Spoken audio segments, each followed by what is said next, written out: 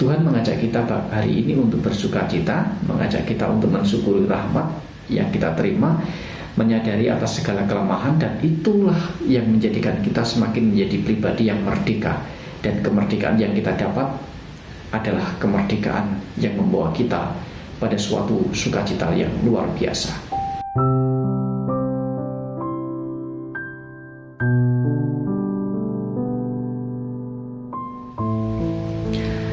Saudara yang terkasih, mengapa kadang kita merasa susah untuk hidup bahagia? Mengapa kadang kita mengalami kesulitan untuk bahagia? Padahal kebahagiaan itu adalah suatu kerinduan yang dirindukan oleh setiap manusia yang ada di dunia ini. Banyak orang berlomba-lomba mengusahakan untuk hidupnya bahagia. Ada yang dengan cara menimbun materi, mencari kekuasaan, mencari harta, dan bahkan ada yang pergi ke suatu tempat hanya untuk mencari suatu kebahagiaan. Salah satu hal yang membuat kita kadang tidak bahagia adalah karena kita kurang bersyukur. Rasa syukur adalah suatu perasaan berterima kasih atas respon apa yang kita terima, baik itu pemberian dari Tuhan maupun dari sesama, berupa bingkisan, berupa hadiah, atau berupa kedudukan, atau berupa kepercayaan. Dan pemberian-pemberian itu juga bisa saja merupakan suatu keuntungan yang nyata dari yang kita terima sendiri, atau kedamaian yang kita peroleh karena mengalami suatu perjumpaan, bisa saja menikmati keindahan alam yang begitu menakjubkan. Ada 3 hal yang perlu disadari di dalam hidup ini, bahwa rasa syukur itu harus diungkapkan melalui kata-kata, melalui perbuatan, ataupun melalui tindakan.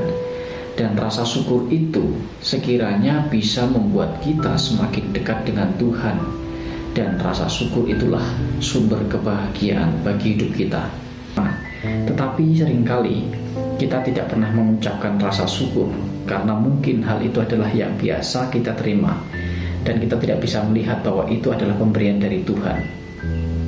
Seringkali kita terjebak pada hal-hal yang praktis dalam hidup ini, bahwa kita bisa hidup, bahwa kita bisa bernapas, itu adalah hal yang wajar dan tidak perlu disyukuri. Tetapi sebenarnya itulah yang perlu kita syukuri. Dengan orang yang mudah bersyukur, artinya kita mengenal bahwa itu adalah dari Tuhan sendiri. Orang yang susah bersyukur adalah orang yang tidak mengenal dan tidak menerima diri apa adanya. Kita tahu bahwa di dalam diri kita ada kelemahan, sekaligus juga ada kekuatan yang perlu kita syukuri. Kalau kita tidak pernah menerima kelemahan yang kita miliki, maka yang ada adalah rasa curiga, rasa cemburu, rasa iri.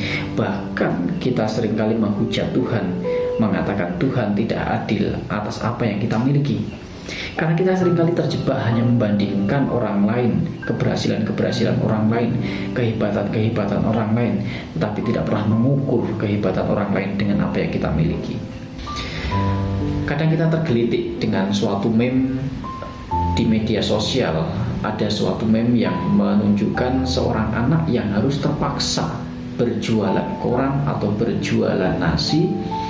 Lalu di akhir meme itu ada suatu caption yang mengatakan seperti ini: tidakkah kita bersyukur?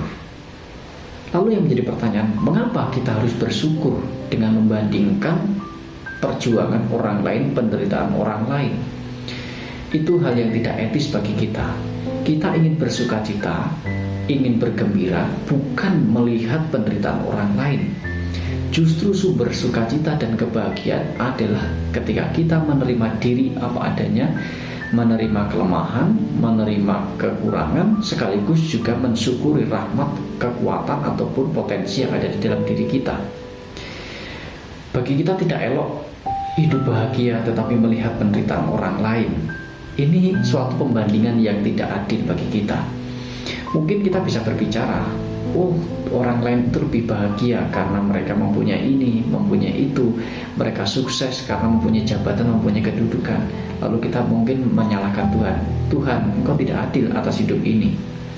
Tuhan menghendaki agar kita bersukacita, agar kita bahagia tanpa perlu membandingkan dengan apa yang dicapai, apa yang dimiliki oleh orang lain. Kita nikmati apa yang sudah kita miliki, kita nikmati, kita syukuri apa yang sudah Tuhan berikan kepada kita. Karena Tuhan memberikan itu sesuai dengan yang kemampuan kita. Tuhan memberikan sesuai dengan porsi kita dan tidak akan pernah melebihi dari kemampuan kita.